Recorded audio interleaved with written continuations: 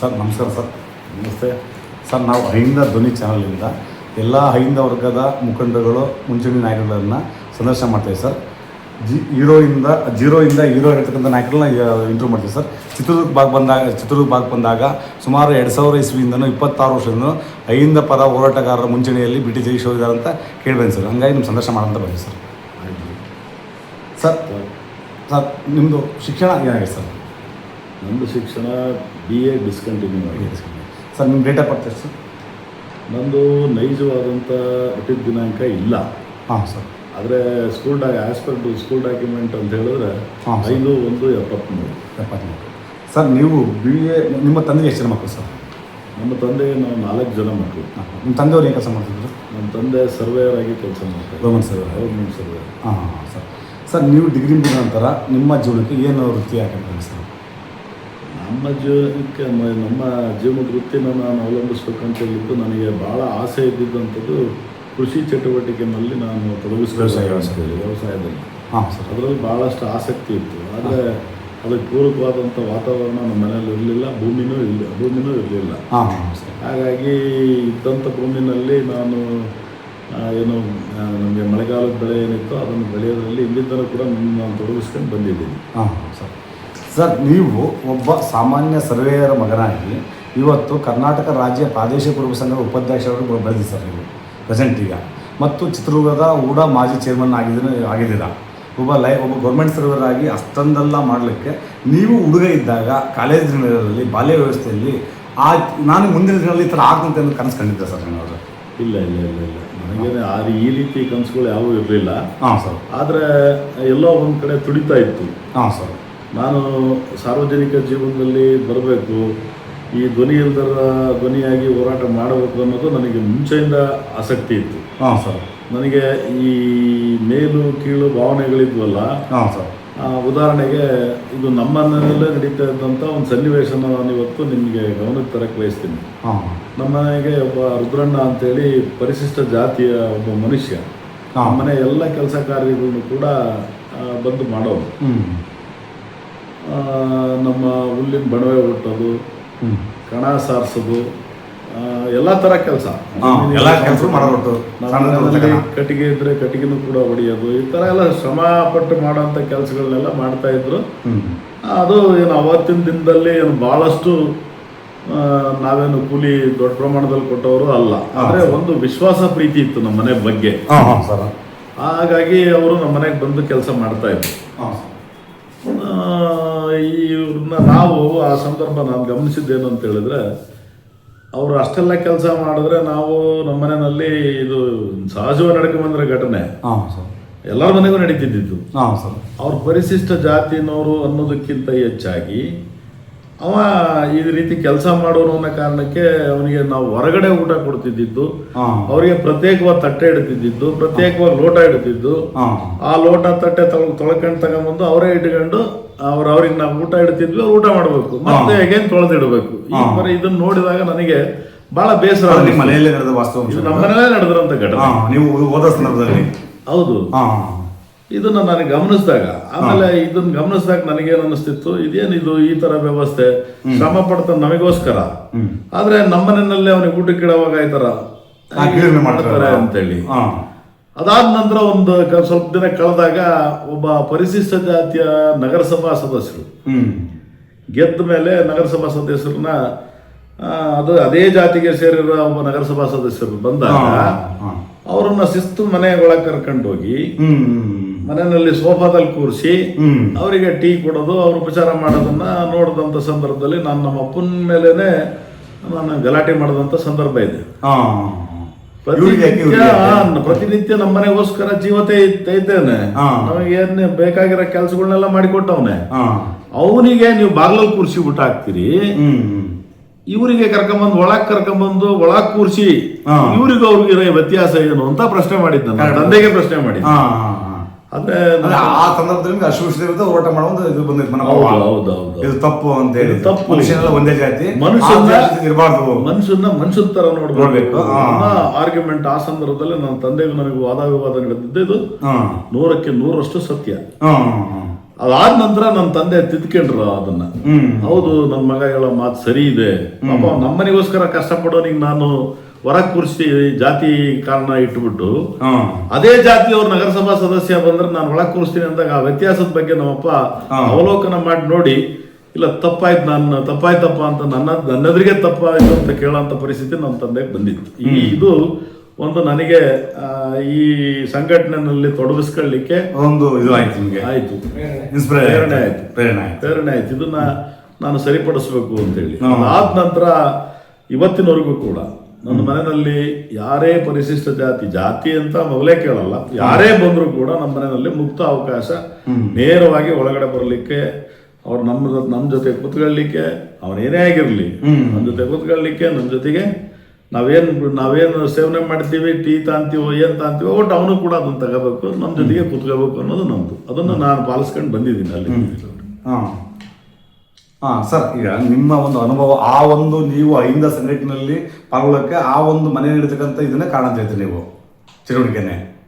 Sir, ನೀವು ಅಹಿಂದ ಅದೊಂದೇ ಅಲ್ಲ, ಅದು ಒಂದು ಘಟನೆ ಬಂದಿದೆ ಅಂತ ಹೇಳ್ರಿ. ಸರ್, ಈಗ ನೀವು ಒಬ್ಬ ಗೌರ್ಮೆಂಟ್ ಸರ್ವೆ ಮಗನಾಗಿ ಅಹಿಂದ 2005ರಲ್ಲಿ ಸಿದ್ದರಾಮಯ್ಯನವ್ರನ್ನ ಹುಬ್ಬಳ್ಳಿಯಲ್ಲಿ ಸಮಾವೇಶ ಮಾಡಿದಾಗ ಉಚ್ಚಾಟನೆ ಮಾಡ್ತಾರೆ ದೇವೇಗೌಡರು, ರಾಷ್ಟ್ರೀಯ JDS ರಾಷ್ಟ್ರೀಯ ಅಧ್ಯಕ್ಷರು. ಆ ಸಂದರ್ಭದಲ್ಲಿ ನೀವು ಸ್ವಲ್ಪ ಹಿರಿಯೂರಿಂದ ಅಪ್ ದೊಡ್ಡಳ್ಳಿ ತನಕ ಗೋಡೆ ಬರ ಮತ್ತು ಚಿತ್ರದುರ್ಗದ ಎಲ್ಲ ಪ್ರಮುಖರ ಒಂದು ಗೋಡೆಗಳಲ್ಲಿ PD ಜಗದೀಶ್ ಅವರು ಅಹಿಂದಕ್ಕೆ ಬೆಂಬಲ ಅಂತೇಳಿ ಬರೀತಾರೆ. ಆ ಒಂದು ನೀವು ಅಷ್ಟೊಂದು ಕಾಳಜಿ ವಹಿಸಿ ಯಾಕೆ ಇನ್ನೊಂದು ಆಂದೋಲನ ಪಾಲ್ಗೊಳ್ಳೋಕೆ ಸಾಧ್ಯ ಇತ್ತು? ಅಹಿಂದನ್ನು ಯಾಕೆ ಕಟ್ಟಿಸ್ತಾರೆ ಆ ಸಂದರ್ಭದಲ್ಲಿ ನೀವು?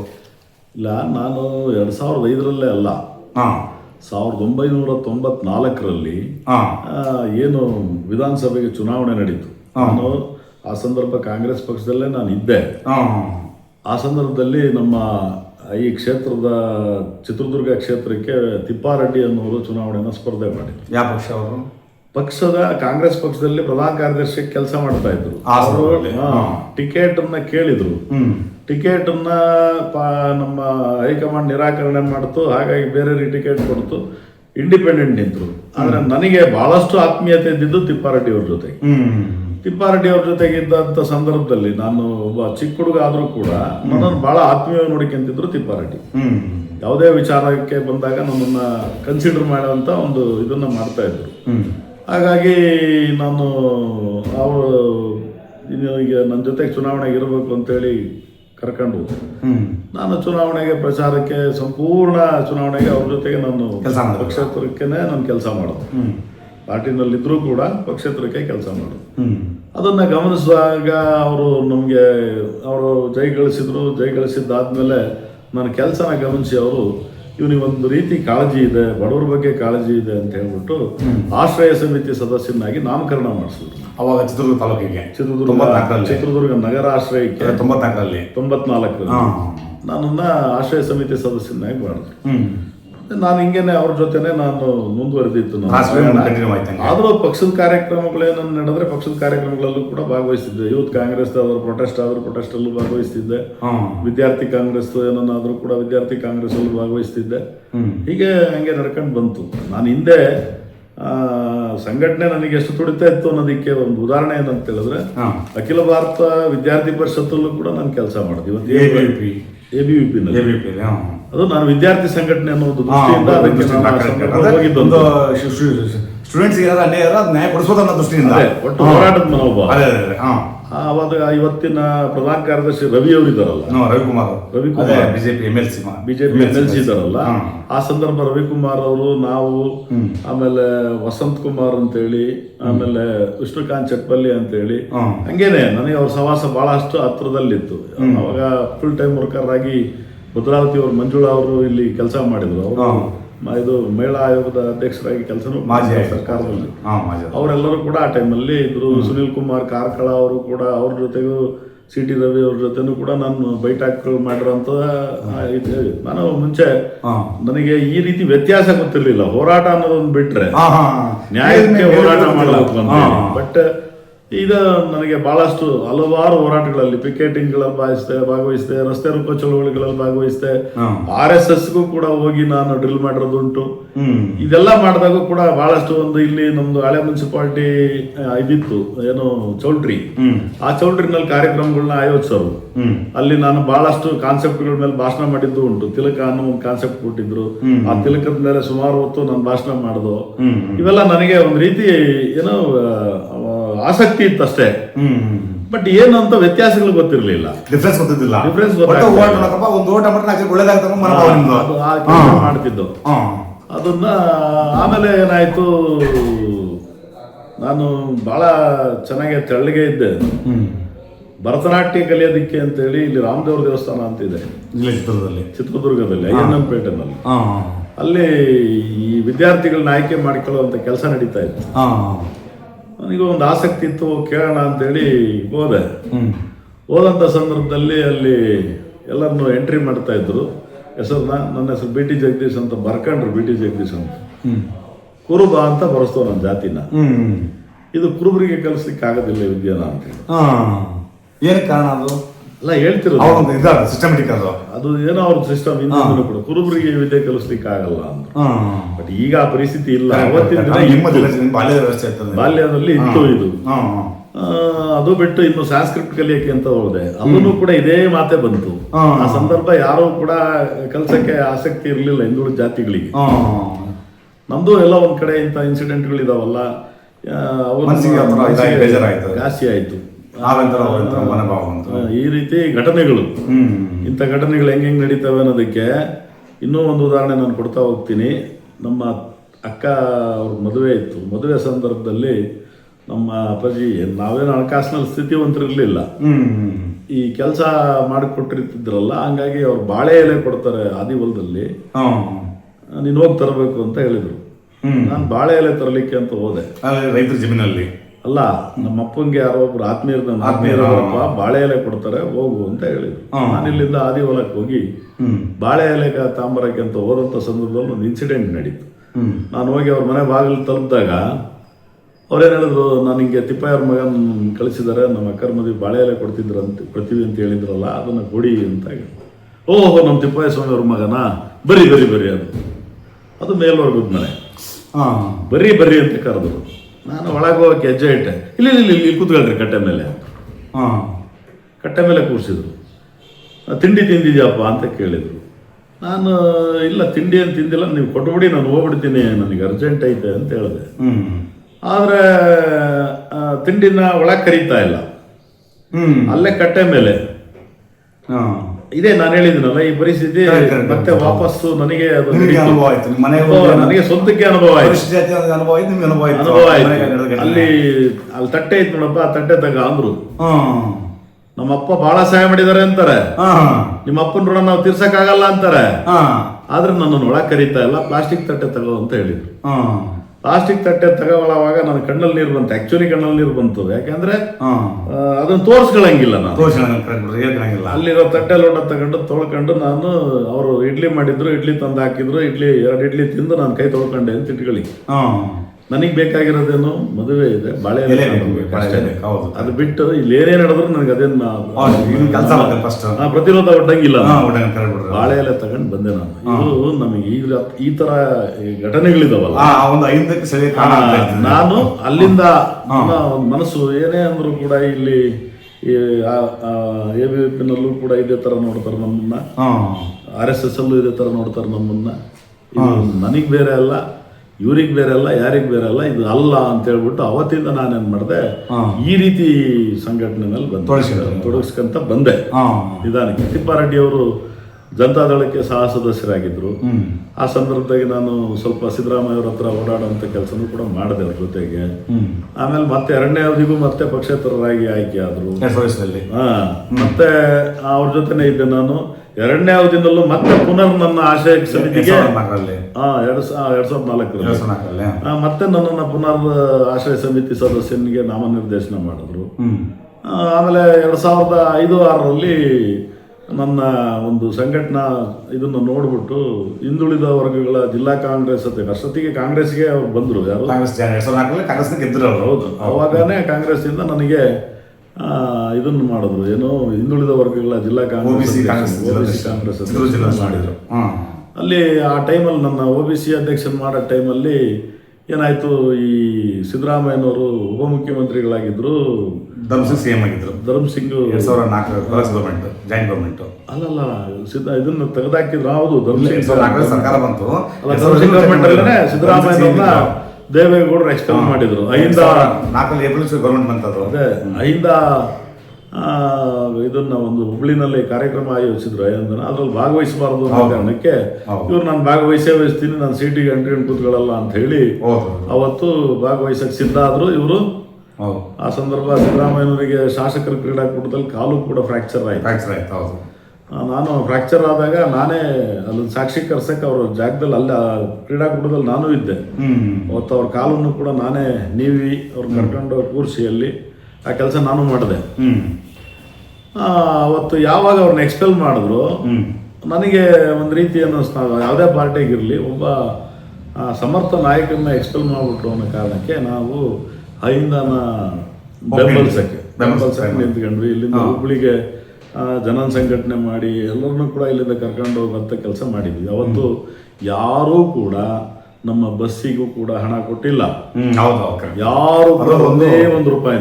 ಸ್ವಾಭಿಮಾನ ಅಹಿಂದ ಸಂಘಟನೆ ಸ್ವಾಭಿಮಾನ. ಒಬ್ಬ ಇವ್ರಿಗೆ ನಾಳೆ ಇನ್ನೊಬ್ಬರಿಗೆ ಆಗುತ್ತೆ ನಮ್ಮ ಅನುಭವದಿಂದ ಇಡೀ ರಾಜ್ಯ ಆಯ್ತು. ಇವತ್ತು ಯಾವ್ದಾದ್ರು ಒಂದು ಸಣ್ಣ ಪ್ರಮಾಣದ ಕಾರ್ಯಕ್ರಮ ಮಾಡಬೇಕು ಅಂದ್ರೂ ಕೂಡ ಲಕ್ಷಾಂತರ ರೂಪಾಯಿ ಖರ್ಚು ಮಾಡಿ ಎಲ್ಲಾ ಕಡೆ ಬಸ್ಗಳನ್ನ ಮಾಡುವಂತ ಕೆಲಸ, ಎಲ್ಲಾ ಕಡೆ ಜನತರ ಕೆಲಸ ಮಾಡ್ತಾರೆ. ಆದ್ರೆ ಅವತ್ತು ನಾವು ಎಷ್ಟು ಜನ ಸ್ವಯಂ ಪ್ರೇರಿತರಾಗಿ ಎಲ್ಲ ಹೊರಟ್ರು. ಊರುಗಳಲ್ಲೇ ಅವ್ರವರೇ ದುಡ್ಡು ಹಾಕೊಂಡು ಬಸ್ಗಳು ಮಾಡ್ಕೊಂಡಿದ್ದೆವು. ಇವೆಲ್ಲ ಮಾಡ್ಕೊಂಡು ಇಲ್ಲಿಂದ ಹುಬ್ಳಿ ಸಮಾವೇಶ, ಇನ್ನು ಉಳಿದ ಎಲ್ಲ ಸಮಾವೇಶ ನಾವು ಸಿದ್ದರಾಮಯ್ಯನವ್ರ ಜೊತೆಗೆ ಜಾಯಿನ್ ಆದ್ವಿ. ಅದು ಒಂದು ಸಂಘಟನೆನೂ ಕೂಡ ಆಯ್ತು. ಆ ಸಂಘಟನೆನಲ್ಲಿ ನಾನು ಚಿತ್ರದುರ್ಗ ಜಿಲ್ಲಾ ಕಾರ್ಯಾಧ್ಯಕ್ಷ ಆದೆ. ಅಧ್ಯಕ್ಷರು MD ರವಿ ಆಗಿದ್ರು. ಖಜಾಂಚಿ ಜೈಪಾಲಯ್ಯ ಅಂತೇಳಿ ನಮ್ಮ ಚಳ್ಳಕೆರೆ ಜೈಪಾಲಯ್ಯ ಇದಲ್ಲ, ಖಜಾಂಚಿ ಜೈಪಾಲಯ್ಯ ಆಗಿದ್ದು. ಹಿಂಗೆ ಇದು ಒಂದು ಸಂಘಟನೆ ಆಯ್ತು. ಸಂಘಟನೆಯಲ್ಲಿ ನಾವು ಕೆಲಸ ಮಾಡ್ತಾ ಬಂದ್ವಿ. ಅವತ್ತು ಸಿದ್ದರಾಮಯ್ಯನವ್ರನ್ನ ಕರೆಸಿ ಜಿಲ್ಲಾ ಮಟ್ಟದ ಕಾರ್ಯಕ್ರಮನೂ ಕೂಡ ನಾವು ಮಾಡಿದ್ವಿ. ಹಂಗೇನೆ ಎಲ್ಲ ಕಾರ್ಯಕ್ರಮಗಳನ್ನು ಕೂಡ ನಾವು ಮಾಡ್ತಾ ಬಂದ್ವಿ. ಅಲ್ಲಿಂದ ಅಹಿಂದಾದಲ್ಲಿ ನಮ್ಮನ್ನು ನಾವು ಸಂಪೂರ್ಣ ತೊಡಗಿಸ್ಕೊಂಡು ಆ ಸಂಘಟನೆನೂ ಕೂಡ ನಾವು ಬಿಡ್ದಂಗೆ ಪಾರ್ಟಿನಲ್ಲೂ ಕೂಡ ಕೆಲಸ ಮಾಡ್ತಾ ಅಹಿಂದ ಸಂಘಟನೆಯಲ್ಲೂ ಕೂಡ ನಾವು ಜೊತೆಗೆ ಬಂದ್ವಿ. ಆದ್ರೆ ಅವ್ರು ABPJD ಆದಾಗ ನಾವೇನಲ್ಲಿ ಅವ್ರ ಜೊತೆಗೆ ಹೋಗ್ಲಿ. ಅಖಿಲ ಭಾರತೀಯ ಜಿಲ್ಲಾ ಪಂಚಾಯತ್ ತಾಲೂಕು ಚುನಾವಣೆ ಮಾಡಿದ್ರು. ಆ ಚುನಾವಣೆ ಆಗ್ತಿದ್ದಂಗೆ ಕಾಂಗ್ರೆಸ್ ಜಾಯ್ನ್ ಆಗಿದೆ. ಹೌದು, ಮತ್ತೆ ಅವ್ರು ಹೇಗೇನು ಕಾಂಗ್ರೆಸ್ ಸಿದ್ದರಾಮಯ್ಯನವ್ರು ಬಂದ್ರು, ಅಲ್ಲಿಂದ ನಮ್ಮದು ಜರ್ನಿ ಸಿದ್ದರಾಮಯ್ಯನವ್ರ ಜೊತೆ ಕಂಟಿನ್ಯೂ ಆಯಿತು. ಅದು ಅಲ್ಲಿಂದ ಸಿದ್ದರಾಮಯ್ಯನವ್ರ ಜೊತೆನೆ ನಮ್ಮ ಜರ್ನಿ ಸ್ಟಾರ್ಟ್ ಆಗಿದ್ದು 2013ನೇ ಇಸ್ವಿನಲ್ಲಿ. ನಾನು ಅದಕ್ಕಿಂತ ಹಿಂದೆ 2011-12ರಲ್ಲಿ ಇಲ್ಲಿ ಒಂದು ಅಹಿಂದ ವರ್ಕ್ಶಾಪ್ ಕೂಡ ಮಾಡಿದೆ ನಾನು ಚಿತ್ರದುರ್ಗ ಜೋಗಿಮಟ್ಟಿನಲ್ಲಿ. ಅಹಿಂದ ವರ್ಕ್ಶಾಪ್ ಮಾಡಿ ಜೋಗಿಮಟ್ಟಿಯಲ್ಲಿ 3 ದಿನದ ಕಾರ್ಯಾಗಾರ, 3 ದಿನದ ಕಾರ್ಯಾಗಾರನ ಮಾಡೋದು. 3 ದಿನದ ಕಾರ್ಯಾಗಾರದಲ್ಲಿ ನಾನು ಭಾಳಷ್ಟು ಜನ ರಿಸೋರ್ಸ್ ಪರ್ಸನ್ನ ಕರೆಸಿದೋ. ಪ್ರತಿ ತಾಲೂಕಿಗೂ ಕೂಡ ಒಂದೊಂದು ತಾಲೂಕಿಗೆ 10-15 ಜನದ ತನಕ ನಾನು ಆಯ್ಕೆ ಮಾಡಿಕೊಂಡು ಯುವಕರನ್ನ ಈ ಯಾಕೆ ನಾವು ಅಹಿಂದ ಸಂಘಟನೆಯಲ್ಲಿ ತೊಡಗಿಸ್ಕೋಬೇಕು ಅನ್ನೋ ವಿಚಾರದಲ್ಲಿ ಉದ್ದೇಶಗಳು, ದೇಹಧೋರಣೆಗಳು, ಮತ್ತು ನಮ್ಮ ಯಾರ್ಯಾರು ಏನು ಇತಿಹಾಸ ಪುರುಷರು ನಮಗೆ ಸಮಾನತೆ ಕೊಡೋ ವಿಚಾರದಲ್ಲಿ ಯಾರ್ಯಾರು ಹೋರಾಟಗಳು ಮಾಡಿದ್ದಾರೆ. ಉದಾಹರಣೆಗೆ ನಾಲ್ವಡಿ ಕೃಷ್ಣರಾಜ ಒಡೆಯರ್ದು ಅವ್ರದ್ದೊಂದು ಚಾಪ್ಟ್ರು, ಆಮೇಲೆ ಸಾಹು ಮಹಾರಾಜು ಅವ್ರದ್ದೊಂದು ಚಾಪ್ಟ್ರು, ಹಂಗೆ ಎಲ್ಲ ಥರ ಚಾಪ್ಟರ್ಗಳು ಇಟ್ಕೊಂಡು, ಆಮೇಲೆ ಭೂ ಒಡೆತನ ಹೆಂಗೆ ಕೇಂದ್ರೀಕೃತ ಆಗಿತ್ತು ಆ ವಿಚಾರದ ಮೇಲೆ, ಆಮೇಲೆ ಈ ಮೇಲು ಕೀಳು, ಈ ಅಸ್ಪೃಶ್ಯತೆ, ಈ ವಿಚಾರಗಳಲ್ಲೂ ಕೂಡ ಅದನ್ನೆಲ್ಲ ಒಂದು ಇದನ್ನ ಮಾಡಿ ಏನೋ ಅಲ್ಲ ಚಳವಳಿ ಅಲ್ಲ ಬೈಟಾಕ್ ಅಂತಲ್ಲ, ಈ ಕಾನ್ಸೆಪ್ಟ್ಗಳನ್ನ ಇಟ್ಬಿಟ್ಟು ಸಂಪನ್ಮೂಲ ವ್ಯಕ್ತಿಗಳನ್ನ ಒಬ್ಬೊಬ್ಬರಿಗೆ ಒಂದೊಂದು ಸಬ್ಜೆಕ್ಟ್, ಒಬ್ರು ನಾಲ್ವಡಿ ಕೃಷ್ಣರಾಜ ಒಡೆಯರ್ ಬಗ್ಗೆ ಅವ್ರದ್ದೊಂದು ಚಾಪ್ಟ್ರು, ಆಮೇಲೆ ಸಾಹು ಮಹಾರಾಜು ಅವ್ರದ್ದೊಂದು ಚಾಪ್ಟ್ರು, ಹಂಗೆ ಎಲ್ಲಾ ತರ ಚಾಪ್ಟರ್ಗಳು ಇಟ್ಕೊಂಡು, ಆಮೇಲೆ ಭೂ ಒಡೆತನ ಹೆಂಗೆ ಕೇಂದ್ರೀಕೃತ ಆಗಿತ್ತು ಆ ವಿಚಾರದ ಮೇಲೆ, ಆಮೇಲೆ ಈ ಮೇಲು ಕೀಳು ಈ ಅಸ್ಪೃಶ್ಯತೆ ಅಸ್ಪೃಶ್ಯತೆ, ಈ ವಿಚಾರಗಳಲ್ಲೂ ಕೂಡ ಅದನ್ನೆಲ್ಲ ಒಂದು ಇದನ್ನ ಮಾಡಿ ಏನು ಒಂದು ಬೈಟೆಕ್ ಟೈಪ್ ಮಾಡಿದ್ರೆ ಚಳವಳಿ type. ಅಲ್ಲ ಚಳವಳಿ ಅಲ್ಲ, ಬೈಟೆಕ್ ಟೈಪ್ ಬೈಟಾಕ್ ಅಂತಲ್ಲ, ಈ ಕಾನ್ಸೆಪ್ಟ್ಗಳನ್ನ ಇಟ್ಬಿಟ್ಟು ಹಾ.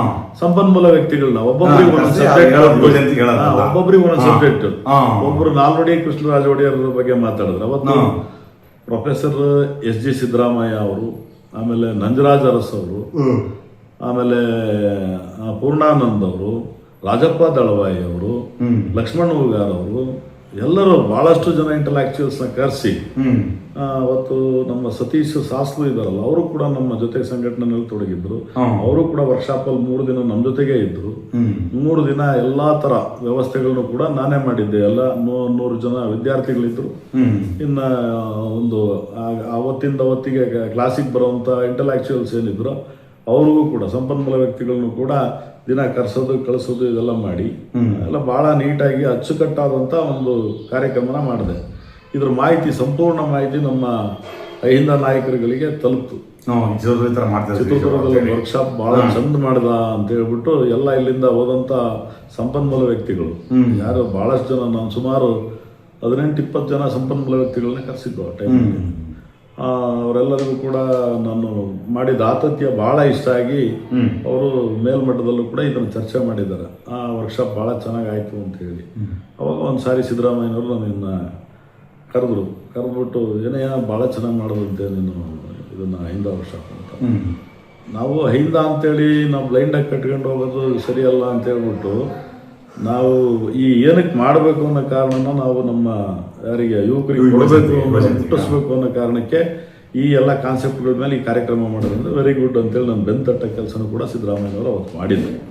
ನೀವು ಈಗ ಒಬ್ಬ ಸಾಮಾನ್ಯ ಒಂದು ಚಿತ್ರದುರ್ಗದ ಮಾಮೂಲು ಕಾರ್ಯಕರ್ತರಾಗಿ ರಾಜ್ಯ ಒಂದು ಉಪಾಧ್ಯಕ್ಷರಾಗಿ ಮುಖ್ಯಮಂತ್ರಿ ಸ್ನೇಹದಲ್ಲಿ ಬೆಳೀತಿರಲ್ಲ, ಕೆಲ ಈಗಿನ ಯುವ ಜನತೆ ಡಿಗ್ರಿ PUC ಇನ್ನೂ ಏನೇನೋ ಶಿಕ್ಷಣ ಹೊಂದಿರ್ತಕ್ಕಂಥವ್ರು ಮತ್ತು ಶಿಕ್ಷಣ ಮುಗಿಸಿರ್ತಕ್ಕಂಥ ಯುವ ಪೀಳಿಗೆ ನಮ್ಮ ಕೈಲಿ ಏನಾಗಲ್ಲಪ್ಪ, ಇದು ಏನು ಜೀವನಪ್ಪ, ಬೇಡಪ್ಪ, ನಮ್ಮ ಕೈಲಿ ಆಗಲ್ಲ ಅನ್ನೋ ಮನೋಭಾವ ಭಾಳ ಬರ್ತಾರೆ ಸರ್ ಈಗಿನ ಜನರಿಗೆ. ನಮ್ಮ ಜೀವನ ಎಷ್ಟನಪ್ಪ, ನಾವು ಯಾಕೆ ನಾವು ಹುಟ್ಟಿದ್ವಿ ಭೂಮಿ ಮೇಲೆ ನಾವು ಆತಂಕಗಳು ಒಳಗೆ ಸರ್ ಇಂಥವ್ರದ್ದಿರ್ಬೋದು ಕಾಮನ್ ಯುವ ಪೀಳಿಗೆ. ಆ ಒಂದು ಜನತೆಗೆ ನೀವೊಬ್ಬ ಸಾಧಕರಾಗಿ ಅವ್ರಿಗೆ ಏನಕ್ಕೆ ಇಷ್ಟಪಡಿಸ್ತಾರೆ? ಇಲ್ಲ, ಯುವಕರಿಗೆ ಏನನ್ನು ಬೇಕಿದ್ರೂ ಸಾಧನೆ ಮಾಡಲಿಕ್ಕೆ ಅವಕಾಶ ಉಂಟು ಅನ್ನೋದಕ್ಕೆ ಒಂದೇ ಒಂದು ಮೊನ್ನೆ ನಡೆದಂಥ ಘಟನೆ ಉದಾಹರಣೆ. ಯಾರೋ ಒಬ್ಬ ಸುಪ್ರೀಂ ಕೋರ್ಟ್ ಜಡ್ಜು ಕಾಕ್ರೋಚ್ಗೆ ಹೋಲಿಸಿದ ಅನ್ನೋ ಕಾರಣಕ್ಕೆ ನೀವು ನೋಡಿ ಎಷ್ಟು ಸಂಘಟನೆ ಆಯಿತು ಅಂತೇಳಿ. ಒಬ್ಬ ಸಾಮಾಜಿಕ ಜಾಲತಾಣದಲ್ಲೇನೆ ಅಷ್ಟೊಂದು ಮಿಲಿಯನ್ ಗಟ್ಟಲೆ ವ್ಯೂಸ್ನ ಹೌದಾ ಇಲ್ಲ. ಹಂಗಾಗಿ ಯುವಕರಲ್ಲಿ ಆ ಶಕ್ತಿ ಇಲ್ಲ ಅಂತಿಲ್ಲ, ಏನ್ ಬೇಕಿದ್ರು ಮಾಡುವಂತ ಶಕ್ತಿ ಯುವ ಶಕ್ತಿಗೆ ಐತೆ. ಆದ್ರೆ ಏನಾಗ್ತಿದೆ ಅಂತ ಹೇಳಿದ್ರೆ ಎಲ್ಲೋ ಒಂದ್ ಕಡೆ ಈ ಯುವಶಕ್ತಿ ವೀಕ್ ಆಗ್ತಿರೋದು ಎಲ್ಲಿ ಅಂತ ಹೇಳಿದ್ರೆ ಕೆಲವು ವ್ಯಸನಗಳಿಂದ ಬರ್ತದೆ ವಿನಃ ನೀನು ಆ ವ್ಯಸನ ಮುಕ್ತನಾಗಿದ್ರೆ ನಿನಗೇನಾದ್ರೂ ಒಂದು ಮಾಡುವಂತ ಆಟ ಛಲ ಬಂದೇ ಬರುತ್ತೆ. ಯಾಕಂದ್ರೆ ನಾನು ಆ ಅವಸ್ಥೆನ ಬಿಟ್ಟು ಮೇಲಕ್ಕೆ ಬಂದಿರೋನು. ಹೌದಾ, ನನಗೆ ಎಲ್ಲೂ ಕೂಡ ನನಗೆ ರಾನೇ ಇಲ್ಲ, ನನಗೆ ಯಾರು ಸಪೋರ್ಟರ್ಸೇ ಇಲ್ಲ ಅನ್ಕೊಳ್ಳೋದು ಅದು ಫೂಲಿಶ್ನೆಸ್. ನೀನ್ ಮಾಡಕ್ ಹೊರಟಾಗ ನಿನ್ ಜವಾಬ್ದಾರಿ ಎಲ್ಲೆಲ್ಲಿ ಜವಾಬ್ದಾರಿ ತಗೊಂಡು ಕೆಲಸ ಮಾಡ್ತಾ ಹೋಗ್ತೀಯೋ ಅಲ್ಲಿ ನಿನಗೆ ಸಿಕ್ಕತ್ತೆ, ನೀನು ಅಲ್ಲಿ ಸಕ್ಸಸ್ ಆಗ್ತೀಯ. ಇದು ನಾನು ಯುವಕರಿಗೆ ಕೊಡೋ ಸಂದೇಶ. ಏನು ವ್ಯಸನ ಮುಕ್ತರಾದಂತ ಜೀವನ ಮಾಡಿ, ಯಾವುದೇ ಈ ಮಾದಕ ಮದ್ಯ ಮತ್ತೆ ಈ ವ್ಯಸನಗಳಿಗೆ ನೀವು ಬಲಿಯಾದ್ರೆ ನೀವೇನು ಸಾಧನೆ ಮಾಡ್ಲಿಕ್ಕೆ ಆಗಲ್ಲ. ವ್ಯಸನ ಮುಕ್ತರಾದ್ರೆ ಯಾವುದೋ ಒಂದು ಸಮಾಜದಲ್ಲಿ ಬದಲಾವಣೆ ಸಾಧ್ಯ, ಅವರು ಬದಲಾವಣೆ ಸಾಧ್ಯ ಅಂತ. ಸಾಧನೆ ಅನ್ನೋದು ಏನು ಗೊತ್ತಾ, ಸಾಮರ್ಥ್ಯ ಇರೋನಿಗೆ ಮಾತ್ರ ಅದನ್ನ ಸಾಧನೆ ಮಾಡ್ಲಿಕ್ಕೆ ಸಾಧ್ಯ ಆಗತ್ತೆ. ಕನಸು ಕಂಡ್ಕೊಂಡು ಕೂತ್ಕೊಳ್ಳೋನು ಯಾವತ್ತೂ ಕೂಡ ಅವನು ಏನೂ ಮಾಡ್ಲಿಕ್ಕೆ ಸಾಧ್ಯ ಇಲ್ಲ. ಕನಸನ್ನ ನನಸು ಮಾಡಿದ್ರೆ ಮಾತ್ರ, ಕನಸನ್ನ ನನಸು ಮಾಡೋ ಯೋಚನೆ ಇರಬೇಕು. ಕಾಣಕ್ ಕನಸು ನನ್ಸಾಗ್ಬೇಕು. ಅದು ನಮ್ಮ ಕನಸು ಕೂಡ ಬಹಳ ಎತ್ತರದ ಕನಸಾಗಿರ್ಬೇಕು. ಆ ಕನಸು ಕಾಣಬೇಕು, ಅದನ್ನ ರೀಚ್ ಆಗ್ಬೇಕು. ಯುವಕರು ಈ ದಾರಿನಲ್ಲೇ ನಡಿಬೇಕು. ಈ ದಾರಿನಲ್ಲಿ ನಡೆದಾಗ ಈಗೇನಾಗ್ತಿದೆ ಅಂದ್ರೆ ನಾನು ಯುವ ಸಮಾಜ ವ್ಯಸನಕ್ಕೆ ಬಲಿಯಾಗಿದೆ. 50% ವ್ಯಸನಕ್ಕೆ ಬಲಿಯಾಗಿದೆ. ಇನ್ನು ಕೆಲವರು ಈ ಮಾದಕ ಮದ್ಯ ಅದರಿಂದ ಹಣ ಗಳಿಸೋಂಥವ್ರು ಕಾಲೇಜುಗಳಲ್ಲೂ ಇದು ಭಾರಿ ಅಪಾಯಕಾರಿ. ಅಲ್ಲ ಕಾಲೇಜಲ್ಲೇ ಆನ್ಲೈನ್ ಗೇಮ್ಸ್ ಆನ್ಲೈನ್ ಗೇಮ್ಸು, ಹೌದು. ಆಮೇಲೆ ಈ ಡ್ರಗ್ಸು, ಹೌದು. ಆಮೇಲೆ ಈಗ ಬಹಳ ಈಸಿಯಾಗಿ ಸಿಗ್ತಿರೋದು ಮೆಡಿಕಲ್ ಶಾಪ್ ಅಲ್ಲೇನೆ ಅವಾಗ ಕೆಲವು ಹುಚ್ಚಾಸ್ಪತ್ರೆ ಮಾತ್ರೆಗಳು, ಹೌದು. ಆಮೇಲೆ ಕೆಮ್ಮಿನ ಟಾನಿಕ್ಗಳು ಇವನ್ನ ಬಳಸೋದು ಕೂಡ ಬಹಳ ಅಪಾಯಕಾರಿ. ಸೊಲ್ಯೂಷನ್ ಇದ್ಯಾವುದು ಸೈಕಲ್ಗೆ ಪಂಕ್ಚರ್ ಆಗ್ತಾರಲ್ಲ ಸೊಲ್ಯೂಷನ್, ಹೌದು. ಈ ತರ ವಿಚಾರಗಳಲ್ಲಿ ಯೂತ್ಸ್ ವೀಕ್ ಆಗ್ತಾ ಇದ್ದಾರೆ. ಯೂತ್ಸನ್ನ ಸರಿಯಾದ ದಾರಿ ತಗೊಂಡು ಹೋಗೋಂತ ಒಂದು ಕೆಲಸ ಆಗ್ಬೇಕಾಗಿದೆ. ಕಾಲೇಜ್ಗಳಲ್ಲೇನೆ ಒಂದು ಈ ಪಠ್ಯದಲ್ಲಿ ವ್ಯಸನ ಮುಕ್ತ ಒಂದು ಸಮಾಜನ ನಿರ್ಮಾಣ ಮಾಡುವಂತ ಒಂದು ಪಠ್ಯನ ಸೇರಿಸಬೇಕಾಗುತ್ತೆ. ವ್ಯಸನದಿಂದ ಏನಾಗ್ತದೆ ಅನ್ನೋದನ್ನು ಅದ್ರ ದುಷ್ಪರಿಣಾಮಗಳು ಹೇಳ್ತಾ ಹೋದ್ರೆ ಎಲ್ಲೋ ಒಂದ್ ಕಡೆ ಅವರು ರಿಯಲೈಸ್ ಆಗ್ತಾರೆ ಅನ್ನೋದು ನನಗೂ ಕೂಡ ನಂಬಿಕೆ ಇದೆ. ಶಿಕ್ಷಣ ಸಚಿವರು ಈ ನಿಟ್ಟಿನಲ್ಲಿ ಯೋಚನೆ ಮಾಡೋದು ಒಳ್ಳೆಯದಾಗ್ತದೆ. ಇಷ್ಟೊತ್ತು ನಮ್ದು ಸುದೀರ್ಘ ಮಾತಾಡಲಿಕ್ಕೆ ಧನ್ಯವಾದಗಳು ಸರ್. Thank you.